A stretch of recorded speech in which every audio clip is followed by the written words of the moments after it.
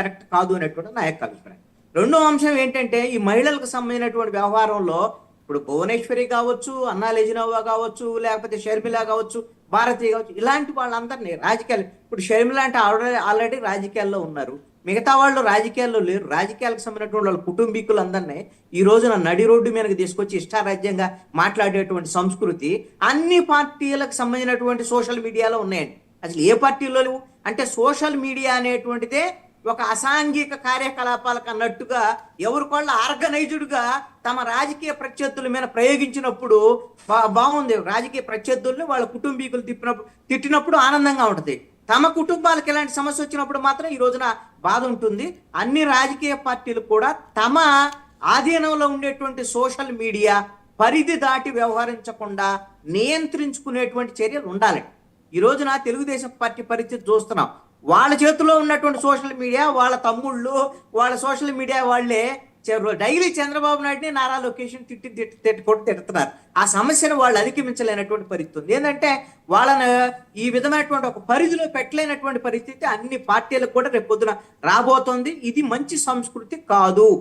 రాజకీయాల్లో లేనటువంటి రాజకీయ నాయకులకు సంబంధించినటువంటి వాళ్ళ కుటుంబీకులు ఎవరు వాళ్ళైనా, భార్య కావచ్చు, లేదా పిల్లలు కావచ్చు, లేకపోతే ఇంకెవరైనా కావచ్చు, వాళ్ళ కుటుంబీకులు ఎవరైనా సామాన్యమైనటువంటి మహిళ అయినా కానివ్వండి, రోజానో లేకపోతే ఇంకొకళ్ళు సామాన్యంగా రాజకీయాల్లోకి వచ్చినటువంటి మహిళల మీద ఎవరి మీద మాట్లాడకూడదు.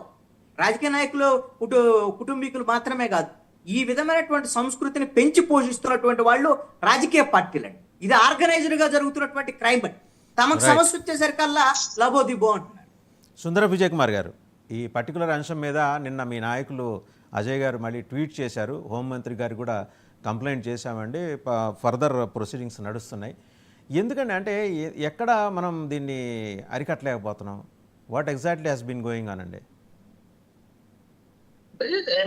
ఒకటి ఎన్ని మాట్లాడుతున్నా మహిళ ఎక్కడ గౌరవించబడుతుందో అక్కడ అనేది ఒక మన మన ఇదండి, మన సాంప్రదాయం కానీ మన సనాతన ధర్మం కానీ మాట్లాడతాం.